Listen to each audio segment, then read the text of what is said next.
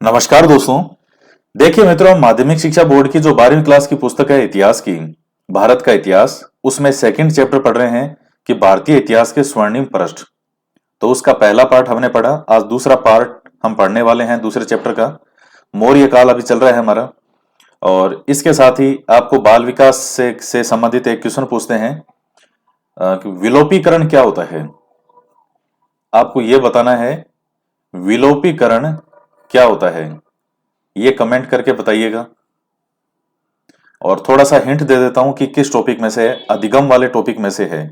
जो अधिगम वाला टॉपिक है लर्निंग, उससे संबंधित है कि विलोपीकरण क्या होता है। तो ये कमेंट करके बताइएगा। तो आज हम आगे पढ़ते हैं और इसके साथ ही वीडियो को लाइक जरूर किया करें, ज्यादा से ज्यादा शेयर भी करें और वीडियो को पूरा भी देखें, क्योंकि अभी भी मेरे पास में जो वॉचिंग टाइम आता है वो 6 से 7 मिनट का आता है। एक 30-35 मिनट का वीडियो है, जैसे जो भी ये बन रहे हैं, तो इनका वॉचिंग टाइम मेरे पास 6 से 7 मिनट है एवरेज।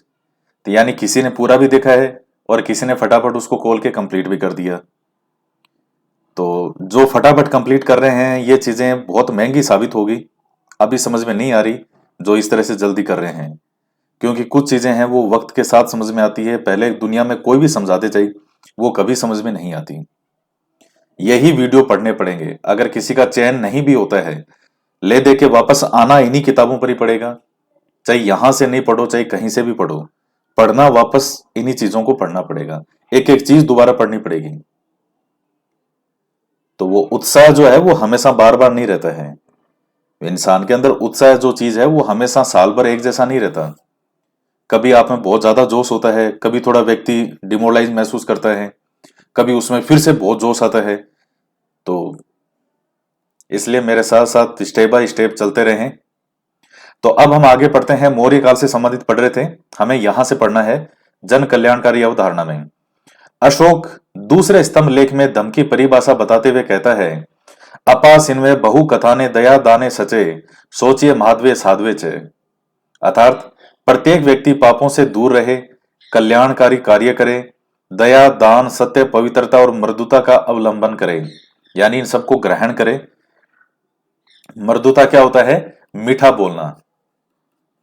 जब मैं आपको कहता हूं कि आप बहुत प्यारे बच्चे हो तो आपको बहुत अच्छा लगता है। जब मैं कहता हूं ऊंट की तरह पड़े रहते हो सारे दिन, तो आपको बहुत बुरा लगता है, कटु वचन होता है वो। लेकिन अक्सर कटु वचन जो है वो मीठे से कहीं अधिक प्रभावशाली होते हैं और जीवन के लिए लाभदायक होते हैं। तो मृदुता का अवलंबन करें। तीसरे स्तंभ लेख में वह प्रचंडता, निष्ठुरता, क्रोध, घमंड और ईर्ष्या आदि के निषेध का कहता है। यानी कि ये व्यक्ति को नहीं करने चाहिए। ये निष्ठुरता, जैसे प्राणी मात्र के लिए निष्ठुर होना, क्रोध, एक लिमिट तक क्रोध हर व्यक्ति को आता है। और जैसा कि अरस्तु ने बताया था कि क्रोध तो सबको आता है, लेकिन कहां और किस समय क्रोध करना है, यानी नियंत्रण में क्रोध। बहुत कम व्यक्ति ऐसे होते हैं जिनका क्रोध पर नियंत्रण, सही समय पे क्रोध, वो बहुत अलग चीज है। और घमंड जो होता है वो ये होता है कि मेरे जैसा तो कोई दुनिया में दूसरा है ही नहीं, बस हम भी पहले हम ही थे और आखिरी हम ही है। वो घमंड होता है कि मेरे जैसा तो कोई हो ही नहीं सकता। ईर्ष्या होता है किसी दूसरे के पास में कोई अच्छी बेहतरीन चीज देख करके, या किसी व्यक्ति का नाम, अच्छा नाम सुन करके मन में एक जलन की भावना होना कि इसके प्रति लोग इतने अच्छा जो है ये क्यों कहते हैं। अब जैसे मान लीजिए इस वीडियो को जो अनलाइक करते हैं, तो क्या वो अनलाइक इसलिए करते हैं कि वीडियो अच्छा नहीं था या जो है कोई और चीज है? नहीं। ईर्ष्या, जलन, द्वेष जो है वो व्यक्तियों में कईयों में बहुत ज्यादा होती है। तो उन्होंने सब्सक्राइब भी कर रखा है, बेल आइकन पे भी क्लिक कर रखा है, लेकिन भावना भावना का फर्क है। आपने कर रखा है तो लगभग सभी विद्यार्थियों ने कर रखा है कि हम पढ़ाई करें। किसी ने इसलिए कर रखा है कि बस केवल इंफॉर्मेशन है कि चलो भाई न्यूज यहां सही बताते हैं, कभी गलत इंफॉर्मेशन कभी बताई नहीं, तो वो सिर्फ न्यूज के लिए आते हैं। कुछ पढ़ने के लिए आते हैं, कुछ केवल है कि कौन सा वीडियो अनलाइक हो और मैं ऊंट की तरह कूद के पढ़ूं, मतलब कौन सा वीडियो ओपन हो और मैं कूद के पढ़ूं और फटाफट उसको अनलाइक करूं। तो वो किस लिए करते हैं? वो ईर्ष्या, वो मेरे से ईर्ष्या, जलन है, वो द्वेष है कि ये सभी बच्चे इतने अच्छे से कमेंट क्यों करते हैं। तो ये होनी भी चाहिए, और जलाओ उनको, और अच्छे से कमेंट करो। इसके लिए व्यक्ति आत्मनिरीक्षण अर्थात निजती करे और सबके साथ श्रेष्ठ व्यवहार करे। तो ये आत्मनिरीक्षण होता है, ये आपको स्वयं को करना चाहिए। ये चीजें देखिए बहुत काम की है। हालांकि फिलोसॉफी जैसी चीजें ऐसी होती है जिन पे मैं घंटों घंटों व्याख्यान दे सकता हूं मैं इन एक एक वर्ड पर, लेकिन ये चीजें वही है जो हमारे जीवन को बनाती है। ये किताबें पढ़ना ये बहुत छोटी चीजें हैं, कुछ बहुत बड़ी चीजें हैं, अगर वो हो जाए तो बाकी सब चीजें भी हो जाएगी। तो स्वयं का आत्मनिरीक्षण का मतलब यह है कि आपको अपने स्वयं के प्रति निरीक्षण करना कि आप क्या कर रहे हैं, आप सही दिशा में जा रहे हैं नहीं जा रहे हैं, स्वयं के लिए सोचना। धर्म को फ्लीट ने राजधर्म, राधा कुमुद मुखर्जी ने सार्वभौम धर्म और भंडारकर ने उपासक बौद्ध धर्म कहा। तो धर्म को अभी अलग अलग परिभाषाएं हैं, सबने अलग अलग क्या कहा, ये विद्वान हैं सब। फ्लीट ने राजधर्म कहा, मुखर्जी जो है इन्होंने सार्वभौम धर्म कहा और भंडारकर ने उपासक बौद्ध धर्म कहा। यद्यपि अशोक का व्यक्तिगत धर्म जो है वो बौद्ध था। मैंने आपको बताया था कि जो चंद्रगुप्त मौर्य है वो क्या थे, वो जैन धर्म उन्होंने ग्रहण कर लिया था जीवन के अंतिम समय में। और जैसे ये है तो ये क्या है, बौद्ध धर्म। इनके जो पिताजी थे बिंदुसार, उन पे भी बौद्ध धर्म का बहुत ज्यादा प्रभाव था। उनकी जो एक वाइफ थी, पत्नी, यानी जो अशोक की माता थी, तो वो बौद्ध धर्म का। और ऐसा नहीं है कि केवल जो युद्ध होता है कलिंग का, उसी से ही अशोक का हृदय परिवर्तन हुआ। अशोक का ये अशोक पर भी काफी पहले से बौद्ध धर्म का धीरे धीरे प्रभाव आने लग गया था। वो तो एक कलिंग का युद्ध होता है और फिर वहां से पूरी तरह से चीजें बदल जाती हैं, तो काफी पहले से भी इस पे प्रभाव था। महावंश और दीप वंश के अनुसार अशोक ने मोगली पुत्र तिस की अध्यक्षता में तृतीय बौद्ध संगीति बुलाई और मोगली पुत्र तिस की सहायता से संघ में एकता और अनुशासन लाने का प्रयास किया। इससे उसके बौद्ध होने की पुष्टि होती है। तो मोगली पुत्र तीस था, इसकी अध्यक्षता में तीसरी बौद्ध संगीति होती है। ये 4 बौद्ध संगीतियां हुई थी, वो आपको याद करनी है।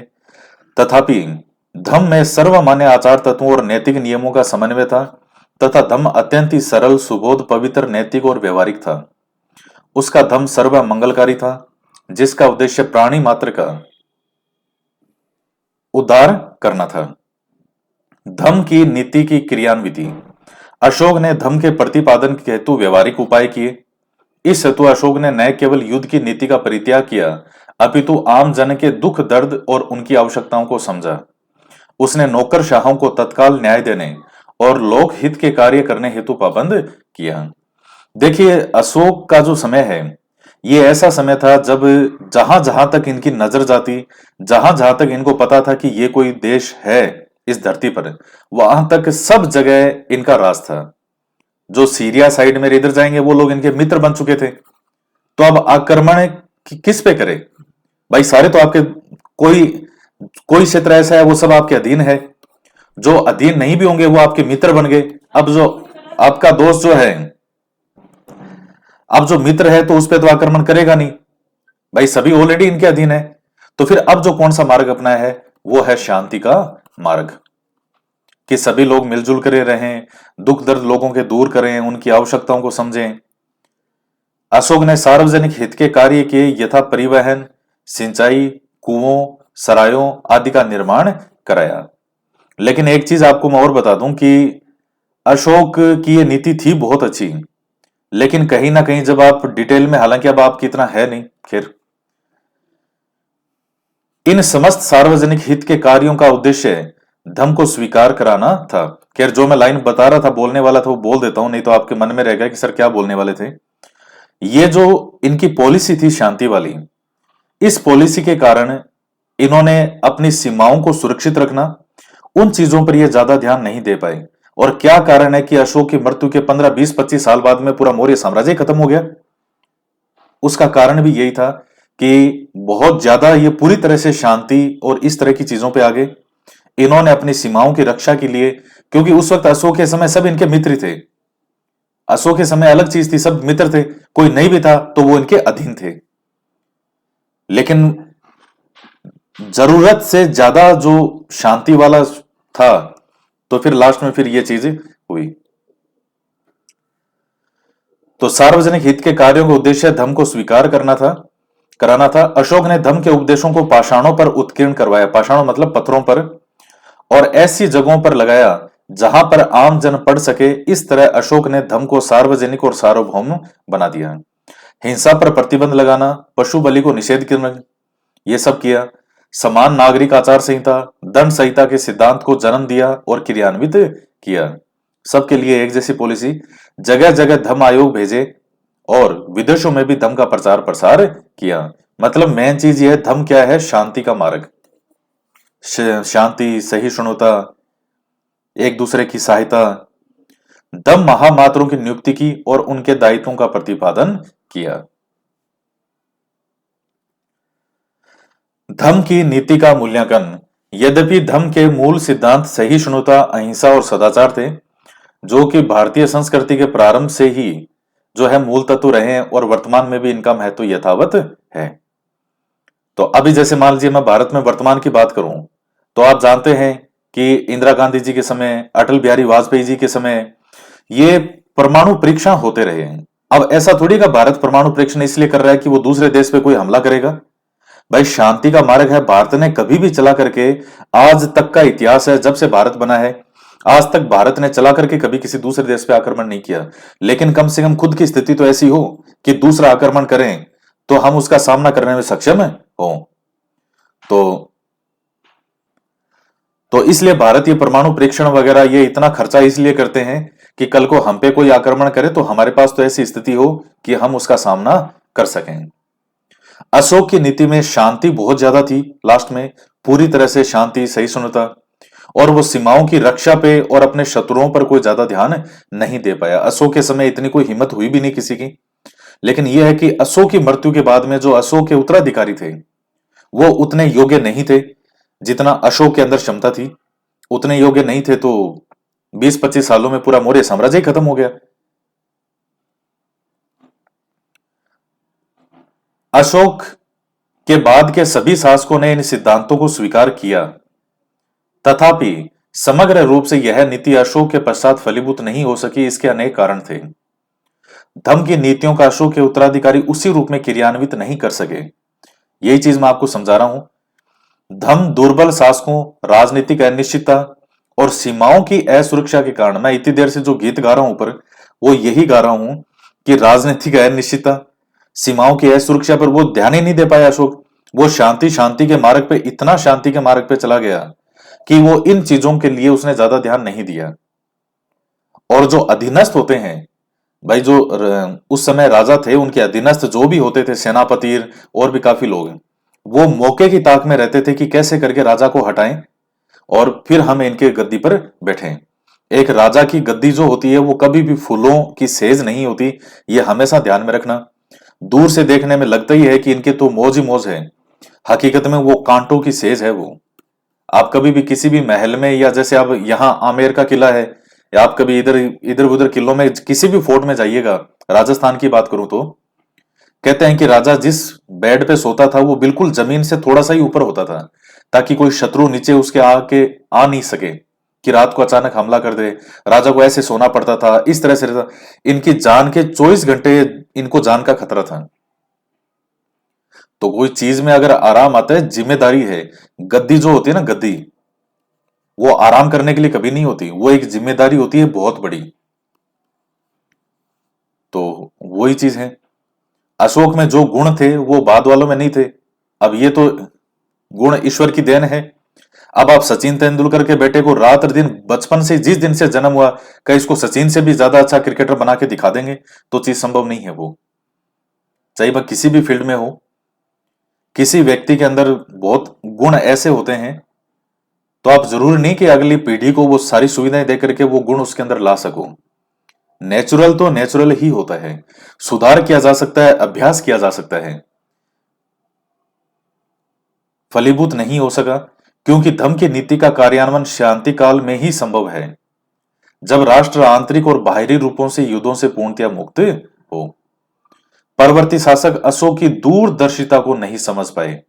धम्म महामात्र अपने असीमित अधिकारों द्वारा जनता के कार्यों में अवांछनीय हस्तक्षेप करने लगे। अब जब तक अशोक था तब तक इन पे क्या था? कंट्रोल था। लेकिन अशोक के बाद में नहीं। सामाजिक तनाव ज्यों के त्यों बने रहे, सांप्रदायिक संघर्ष बराबर चलते रहे, क्योंकि समस्याएं व्यवस्था की जड़ों में नहीं थी। यही चीज मैं आपको कह रहा हूं कि समस्याएं जो व्यवस्था की जड़ों में, ये बहुत अच्छी लाइन है ये।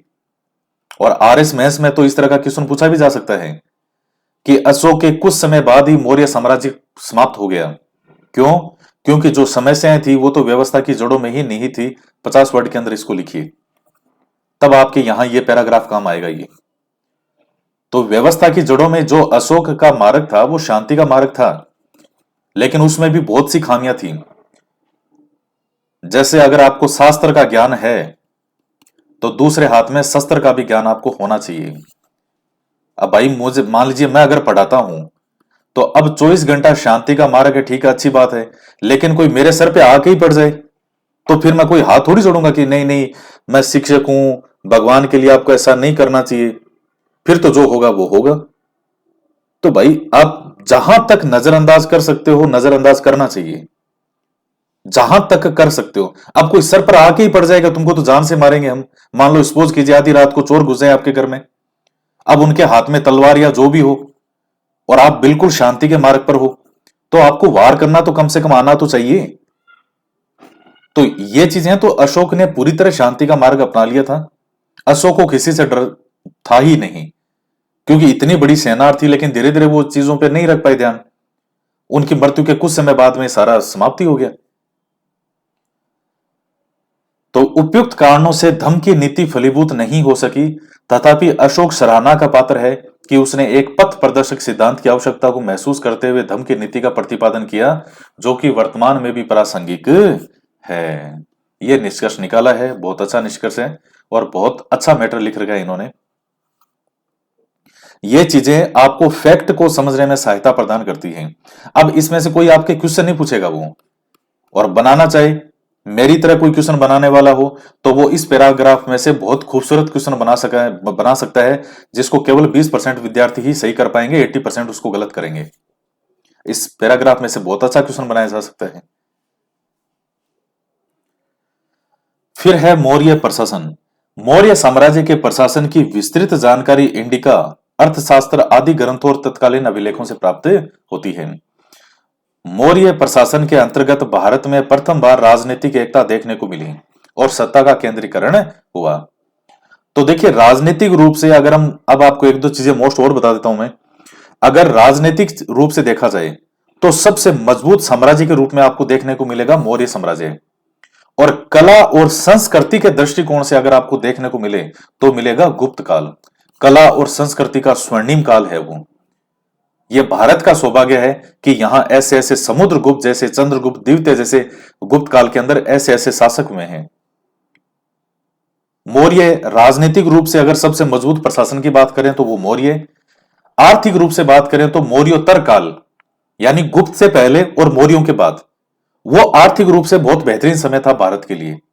कला और संस्कृति की दृष्टि से देखें तो गुप्त काल बहुत बेहतरीन समय था हिंदुस्तान के लिए। तो मौर्य प्रशासन के अंतर्गत भारत में प्रथम बार राजनीतिक एकता देखने को मिली और सत्ता का केंद्रीकरण हुआ। साम्राज्य में प्रशासनिक अधिकारियों की नियुक्तियों से पूर्व उनकी योग्यता और चरित्र को परखा जाता था, जिसे उपदा परीक्षण कहते थे। ये वेरी वेरी मोस्ट है, आपकी परीक्षा में पूछा भी जा सकता है कि उपदा परीक्षण किसे कहते थे। तो एक प्रकार से योग्यता और चरित्र का परीक्षण होता था अधिकारियों को नियुक्त करने से पहले। अब जैसे आपको थर्ड ग्रेड टीचर बनाना है इनको, तो डायरेक्ट जो है सीधा ही नहीं बना देंगे। आपका एक एग्जाम होगा रीट का, जिसके रीट में नंबर आएंगे उसका सिलेक्शन होगा। तो बस उस तरह से एक उपदा परीक्षण होता था, जिसको चारित्रिक परीक्षण भी कहते थे। तो उसमें व्यक्ति की योग्यता और चरित्र को देखा जाता था कि वो उस प्रशासनिक पद के योग्य है या नहीं है। जैसे आरएस का एग्जाम होता है, पहले प्री होता है, उसका उद्देश्य होता है कि केवल 3 गुना सीटों का पास करना, बाकी सबको जो है ये 15 गुना पास करना, बाकी सबको सीटों से बाहर निकाल देना। जैसे 1000 सीट है तो 15,000 पास कर देंगे प्री के अंदर, बाकी के 4-5 लाख बाहर हो जाएंगे। फिर उसके बाद में रिटर्न होगा तो उसके बाद में 3 गुना रखेंगे, यानी 3000 रखेंगे जिनका इंटरव्यू कॉल होगा।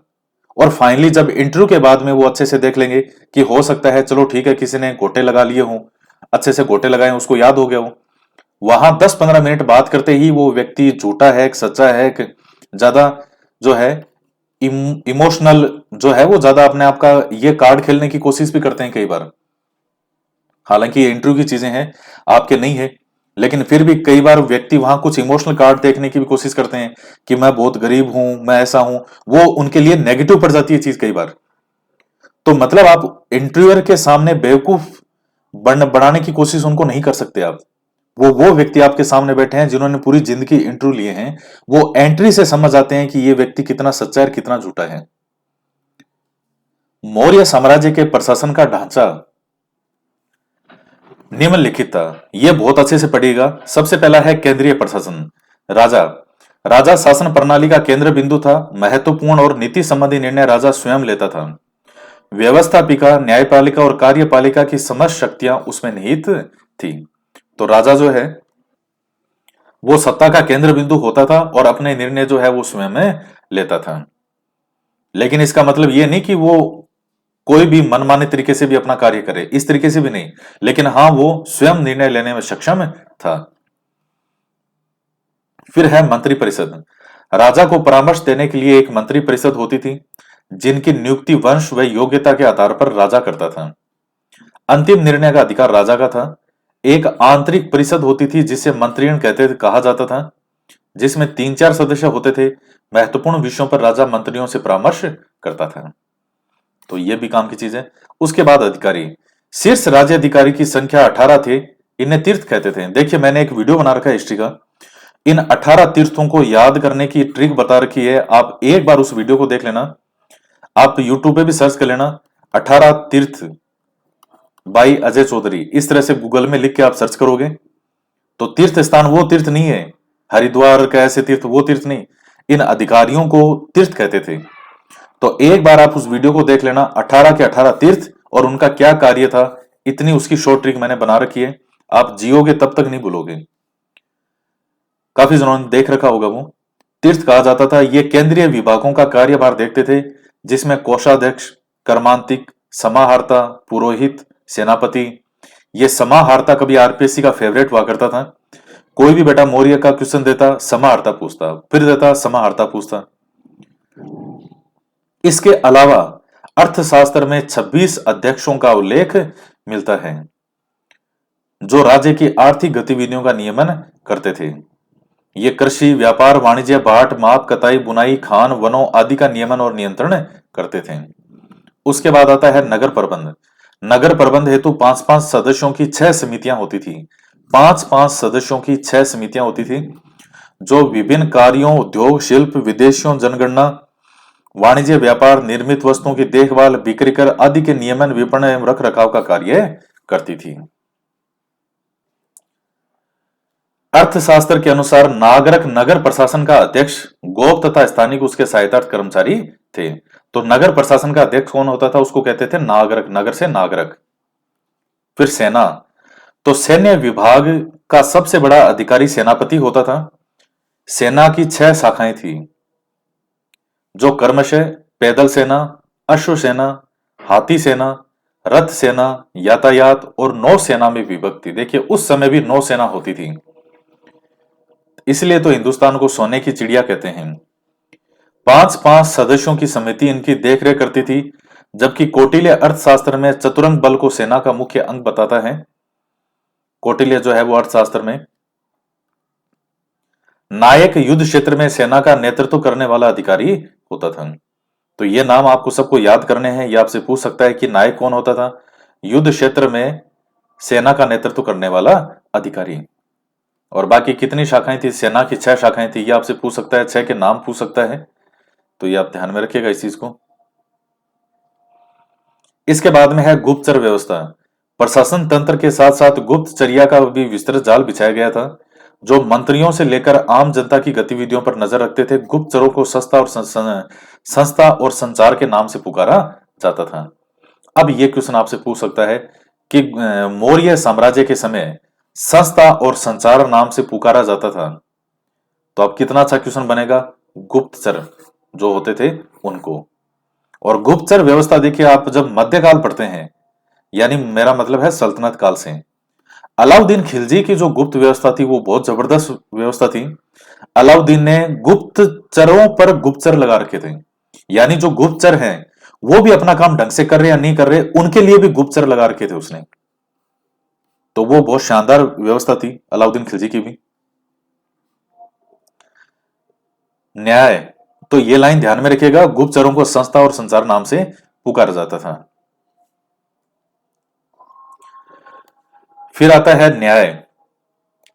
धर्म, व्यवहार, चरित्र, राजशासन, न्याय संहिता के स्त्रोत से धर्म, स्तरीय और कंटक शोधन न्यायालय कर्म से दीवानी और फौजदारी मामले सुलझाते थे। देखिए कंटक शोधन जो है वो कौन से हैं, फौजदारी मामलों से संबंधित हैं। फौजदारी मामले कौन से होते हैं, जो भी अपराध से संबंधित होते हैं, किसी की हत्या कर दिया या ये मर्डर वगैरह, मारपीट, झगड़ा, ये लूट डकैती, इस तरह के मामले आते हैं फौजदारी में। और धर्म स्तरीय यानी दीवानी मामले कौन से होते हैं, सिविल कोर्ट जो होती है।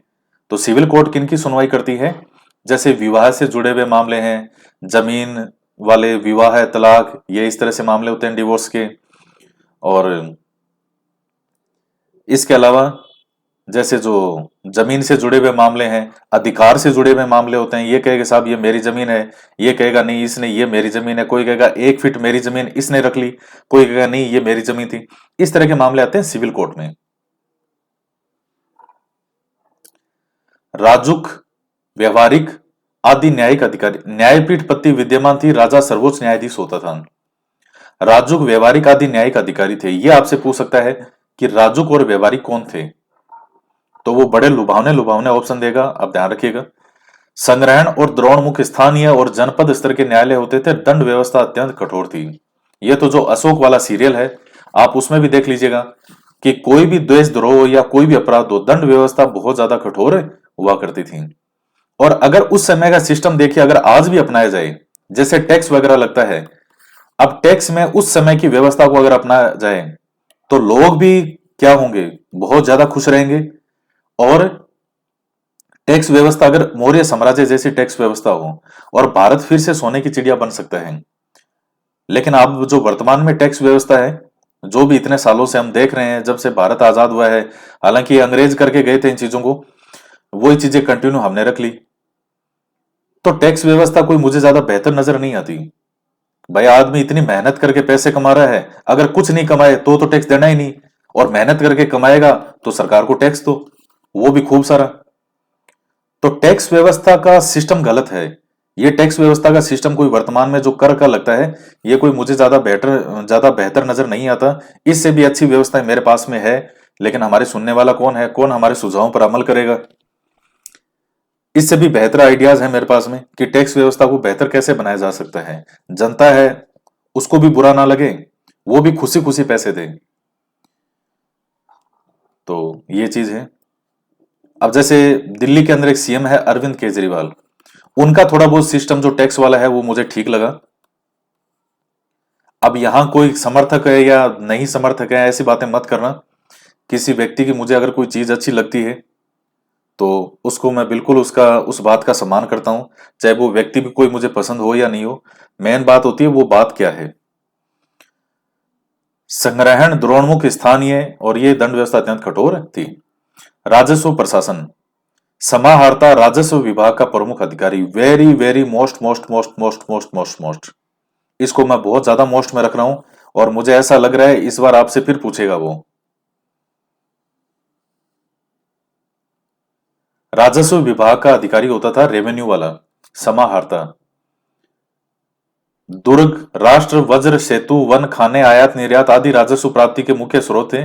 सन्निदाता राजकीय कोष का प्रमुख अधिकारी होता था। तो ये सब जो चीजें हैं मैं शॉर्ट ट्रिक के माध्यम से याद करवा चुका हूं। सन्निदाता का क्या कार्य होता था, समाहर्ता का क्या होता था, वो 18 तीर्थ वाली जो वीडियो है वो आप जरूर देखिएगा। भारतीय इतिहास की जो प्लेलिस्ट बना रखी है मैंने, उसमें आपको मिल जाएगा 18 तीर्थ याद करने की ट्रिक। जनोपयोगी कार्य, मौर्य साम्राज्य में जनोपयोगी सेवाओं में सिंचाई, सड़क, सराय, चिकित्सा आदि को महत्व दिया गया, जिनकी व्यवस्था प्रशासनिक अधिकारी करते थे। नेक्स्ट है प्रांतीय शासन। साम्राज्य 5 प्रांतों में विभाजित था, जिनका प्रशासक राजकुमार होता था, जो मंत्री परिषद और अमात्यों के माध्यम से शासन संचालित करता था। 5 प्रमुख प्रांत थे, उत्तरापथ, दक्षिणापथ, अवंतीपथ, मध्य प्रांत तथा कलिंग। तो ये 5 प्रमुख प्रांत थे और साम्राज्य जो 5 प्रांतों में विभाजित था, जिनका प्रशासक कौन होता था? राजकुमार होता था। आपसे जो मैं यूनिट वाइज टेस्ट पेपर ले रहा हूं, यूनिट वाइज टेस्ट पेपर के अंदर मैंने ऑलरेडी इन क्वेश्चन को शामिल किया है। कई विद्यार्थी कल परसों भी कमेंट कर रहे थे कि सर आप अगर इन क्वेश्चन को भी शामिल कर देते तो बहुत अच्छा रहता। आप पढ़ के तो देखो टेस्ट पेपर को, मैं ऑलरेडी शामिल कर चुका हूं इनको, आपके बिना कहे बिना ही बहुत, और इनके अलावा भी बहुत कुछ अच्छा अच्छा मैटर मैंने शामिल किया है उनमें, आपको कहने की आवश्यकता ही नहीं है उसमें। धर्म महामात्र, वो समस्या तब होती है जब विद्यार्थी पढ़ाई नहीं करते, केवल और केवल सजेशन देते रहते हैं। वो ऐसा भी कर देते, ऐसा, वो खोल के तो देखो पेपर, वो ज्ञान का अथाह भंडार है उनमें। धर्म महामात्र अमात्य प्रांतीय अधिकारी थे जो धम्म और अन्य कार्य देखते थे। प्रांतों को आहार या विषय में बांटा गया था जो विषयपति के अधीन होते थे। तो ये महत्वपूर्ण है। 5 प्रमुख प्रांत, इनके नाम ध्यान में रखने हैं, जिनका प्रमुख प्रशासक कौन होता था? राजकुमार होता था। धम्म महामात्र और अमात्य प्रांतीय अधिकारी थे जो धम्म और अन्य कार्य देखते थे। प्रांतों को आहार या विषय में बांटा गया जो विषयपति के अधीन होते थे। इसके बाद में एक जनपद और ग्रामीण वाला और है। जनपद स्तर पर प्रदेश, राजूक व युक्त नामक अधिकारी थे जो भूमि, न्याय, लेखों संबंधी दायित्व वहन करते थे। ग्रामीण स्तरीय अधिकारी होता था। और गोप और स्थानिक, जनपद व गांवों के बीच मध्यस्थता का कार्य करते थे। कौन? गोप और स्थानिक। इस प्रकार मौर्यकालीन प्रशासन एवं एक केंद्रीकृत व्यवस्था थी। जनमत का प्रतिनिधित्व करने वाली संस्थाएं प्राय नगण्य थी। गुप्तचर सार्वजनिक और व्यक्तिगत मामलों में हस्तक्षेप करते थे। नौकरशाही को विस्तृत अधिकार प्राप्त थे। तो ये मेन बेसिक बातें हैं। और मौर्यकालीन प्रशासन एक केंद्रीकृत व्यवस्था थी। जनमत का प्रतिनिधित्व करने वाली संस्थाएं प्राय नगण्य थी। तो ये आप ध्यान में रखिएगा इसको। जो राजा होता था एक पूरी तरह से एक केंद्रीकृत सत्ता होती थी। राजा ही किसको अधिकारी बनाना है नहीं बनाना है वो सब राजा डिसाइड करते थे। इन्हीं की व्यवस्था थी। जनता से कोई अधिकारी वगैरह चुन के कि जनता का राज होगा, ऐसा वैसा कुछ नहीं था। फिर भी आप देखिए कितना सटीक और सही था मौर्य साम्राज्य। और व्यवस्था तो देखिए, जब तक केंद्र मजबूत नहीं होगा तब तक चीजें जो है वो काम नहीं करती। लोकतंत्र भी, हालांकि वैसे लोकतंत्र ठीक है कि हम कहते ही हैं कि जनता का है, लेकिन इस लोकतंत्र में बहुत खामियां हैं। खामियां अगर मैं आपको गिनाऊं तो आपको लगेगा कि वास्तव में इसमें जो है, तो ये चीजें हैं। तो आज के वीडियो में इतना ही। तो आगे हम पढ़ेंगे अशोक के प्रशासनिक सुधार। और जो विद्यार्थी देखिए कंटिन्यू 1 साल से यहाँ साथ में तैयारी कर रहे हैं, तो उनको मैं फिर से कह रहा हूं, आप पूरे विश्वास के साथ में तैयारी करते रहिए और निश्चित रूप से आपका सिलेक्शन होगा। कई बार मैं कुछ विद्यार्थियों को देखता हूं, अविश्वास की प्रवृत्ति उनमें बहुत ज्यादा होती है। मतलब वो स्वयं के प्रति भी अविश्वास, शिक्षक के प्रति भी अविश्वास, इन बुक्स के प्रति भी अविश्वास, यहां तक कि उनके पास कोई भी किताब होगी वो उसके लिए अविश्वास की दृष्टि रखते हैं। वो उनको लगता है कि नहीं इसमें से नहीं आएगा। अभी मेरे से कई बार पूछते हैं सर इन किताबों में से आएगा क्या, या सर कोई तो गाइड ऐसी बताओ जिसमें से आ जाए। मैं कहता हूं भाई गाइड एक जैसी है, 3-4 जो मार्केट में आती है उनमें से कोई एक ले लो। नहीं सर इसमें से आ जाएगा क्या, अगर नहीं आया तो नहीं आया तो। ये स्थिति बहुत भयंकर अविश्वासी और अनिश्चितता की स्थिति होती है। देखिए सिलेक्शन करवाने के लिए कोई बहुत ज्यादा चीजें नहीं चाहिए। आपका एक अच्छी दिनचर्या होनी चाहिए, सिस्टमेटिक दिनचर्या हो, अच्छा शांत ठंडा दिमाग हो कि आप आराम से अपनी पढ़ाई करो। और जिस शिक्षक से पढ़ते हो और आपको यह पता हो कि हाँ ये बिल्कुल सही बताते हैं, तो उनमें आपकी एक निष्ठा, एक आस्था होनी चाहिए। वो जो कहते हैं बिना सवाल जवाब के उन चीज को फॉलो करो। जो शिक्षक से सवाल जवाब करने की कोशिश करते हैं कि ये नहीं आएगा तो आप जो बता रहे हो ये नहीं आया तो फिर उस टीचर से आपको जुड़ना ही नहीं चाहिए। लेकिन जिससे भी जुड़ो, ये आपके हर जगह के लिए है, चाहे आप यहां पढ़ो, कहीं और जुड़ते हो, कहीं भी पढ़ो, तो उसके प्रति एक आस्था रखो कि ये जो बता रहे हैं वो चीज हमें उस चीज को फॉलो करना है। क्योंकि लास्ट में यही कारण होता है कि अनिश्चितता और अविश्वास की स्थिति के कारण आप कभी भी कोई भी चीज ढंग से पढ़ ही नहीं पाते। ये छोटी छोटी चीजें होती है, लेकिन यही सिलेक्शन करवाती है। किताबें तो सारी दुनिया की किताबें पढ़ेगी, क्या कारण है कि कोई उस किताब को बहुत अच्छे से पढ़ पाएगा, कोई बहुत अच्छे से नहीं पढ़ पाता? अविश्वास की स्थिति। आपके पास मान लीजिए कोई भी एक गाइड है और आप वो अच्छे से पढ़ रहे हैं, ये किताबें पढ़ रहे हैं, तो भी आप में से अधिकतर बहुत सारे विद्यार्थी ऐसे होंगे जो अनिश्चितता की स्थिति में, उनको लगता है क्या सच में इनमें से आएगा क्या, इनमें से आएगा क्या। तो इनमें से नहीं आएगा तो आएगा कहां से भाई। एक आपने बेस पूरा बनाने के लिए 6 से 10th तो मेन चीज है, 80% तो कवर कर दिया 6 से 10th ने आपका। बाकी छोटी मोटी अभी ये जो मैं आपको पढ़ा भी रहा हूं, इक्की दुक्की चीजें हैं जो आपके सामने कोई नहीं मिली होगी, पर ये पता किसको पड़ेगा, जिसने साथ में 6 से 10th पढ़ा है उसको पता पड़ेगा। जो भिड़ते आए 11वीं क्लास में पढ़ने के लिए, उसके लिए तो हर चीज नहीं है ये। तो जो कंटिन्यू 10-12 महीने से मेरे साथ में यूट्यूब पे जुड़े हुए हैं, स्टडी कर रहे हैं, तो उनको बार बार मैं अभी भी यही कह रहा हूं, बस आप अच्छे से कंटिन्यू पढ़ाई करते रहो। जो आप पढ़ रहे हो, यूनिट वाइज टेस्ट पेपर वगैरह में दे रहा हूं, वो आपकी तैयारी बहुत मजबूत तैयारी हो रही है। और बार बार मेरे इंट्यूशन इस बार ऐसा हो रहा है कि पेपर आपका पिछली बार जैसा सरल नहीं आएगा, एसएसटी वाला, ऐसा मुझे लग रहा है। तो ये सब चीजें आपके काम आएगी। पिछली बार वाला काफी एक इजी पेपर सा था, मुझे तो कोई ज्यादा हार्ड लगा नहीं वो देखने में, लेकिन मुझे ऐसा लग रहा है कि इस बार अच्छे खासे क्वेश्चन आपके पढ़ेंगे, लेकिन पढ़ेंगे वही जो हमने सब पढ़ा है। और आपको अब ये किताबें अगर आसान भी लगती है तो आसान इसलिए लगती है क्योंकि जिन्होंने 6 से 10th मेरे साथ में पूरी मेहनत की है, और मैं कम से कम कुछ हजार विद्यार्थी हैं ऐसे यहाँ पे जो रेगुलर पिछले 1 साल से जुड़े हुए हैं। कम से कम 3-4 हजार शुद्ध वो विद्यार्थी जो विशुद्ध रूप से यहां जुड़े हुए हैं, 3-4 हजार विद्यार्थी तो हैं। आप 5,000 मान सकते हो, इतने तो हैं। तो निश्चित रूप से आपका सिलेक्शन होगा अगर आप मेरी हर बात को ईमानदारी से फॉलो करते हैं तो। एसएसटी आपका तैयार हो ही रहा है, बाकी बचे आपके साइकोलॉजी वाला। तो कोई यूट्यूब से पढ़ना चाहे तो यूट्यूब पे मैंने वीडियो बना रखे हैं पिछली बार के, और ज्यादा डिटेल में पढ़ना चाहिए पूरा, जैसे सीटेट का पेपर आया जो मैंने पढ़ाया ऐप में, क्या और पैसे भी क्या 700-750 रुपए के आसपास प्राइस है उसकी। भाई अगर आप देने में कोई सक्षम है, जिसको लगता है कि मुझे और अच्छे से पढ़ना है, तो एच टेट का पेपर देख लो, सी टेट का पेपर देख लो, जो अब तक पढ़ा दिया और उससे जुड़ा हुआ क्वेश्चन अगर कोई टॉपिक आया है तो वो उस पढ़ाए हुए से बाहर नहीं गए वो, क्योंकि वहां मैं बहुत ज्यादा डिटेल में पढ़ा रहा हूं मैं। 54-55 वीडियो हो गए और अभी सेकेंड यूनिट चल रही है। अकेली फर्स्ट यूनिट के लगभग 45-46 वीडियो बने हैं अकेली फर्स्ट यूनिट के, और एक वीडियो एवरेज है लगभग 40 से 45 मिनट के बीच का लगभग।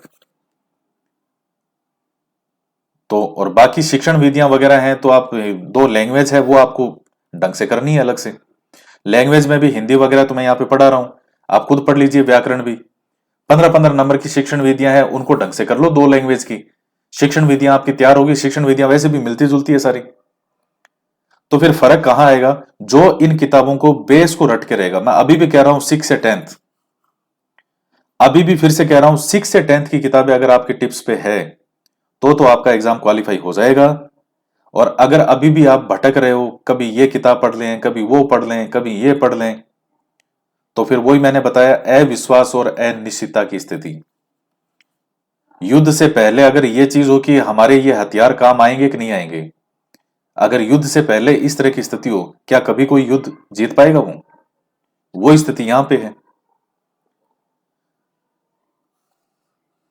तो आपके एग्जाम के हिसाब से जो बहुत महत्वपूर्ण चीजें थी वो हम सब पढ़ चुके हैं। ये तो अब एक्स्ट्रा में पढ़ रहे हैं, 11वीं ये 12वीं वाली किताब ये तो एक्स्ट्रा में पढ़ रहे हैं सब। उन्होंने लिख दिया कि कठिनाई स्तर 12वीं का होगा।